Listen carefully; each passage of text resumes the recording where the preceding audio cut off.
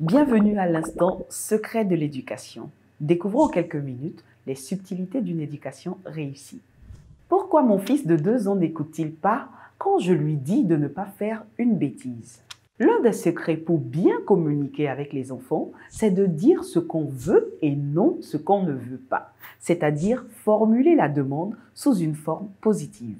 Cette manière de formuler les demandes, surtout face à un très jeune enfant, a le mérite d'orienter directement son attention vers ce qui est attendu de lui. Lorsque l'adulte met en avant ce qu'il ne veut pas, c'est l'image du comportement non souhaité qui est présente à l'esprit de l'enfant, ce qui va l'induire en erreur.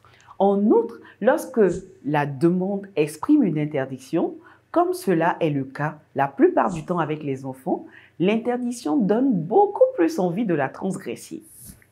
Par exemple, au lieu d'interdire à l'enfant de jouer dans le salon, je serais plus efficace en lui indiquant la pelouse, notamment pour qu'il y joue.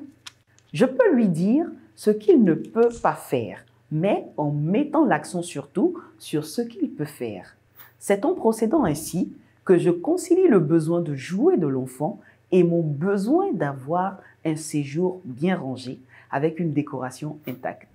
Les neurosciences permettent d'affirmer que notre cerveau ne sait pas traiter les ordres et les informations données sous une forme négative.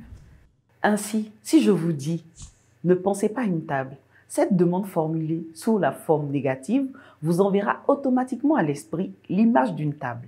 Cela va être encore plus difficile pour les enfants, surtout les très jeunes, car leur cerveau encore immature ne leur permet pas de prendre le recul nécessaire face aux demandes qui leur sont faites sous cette forme.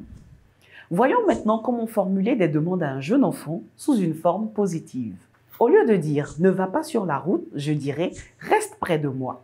Au lieu de dire « ne cours pas », je dirais « marche ».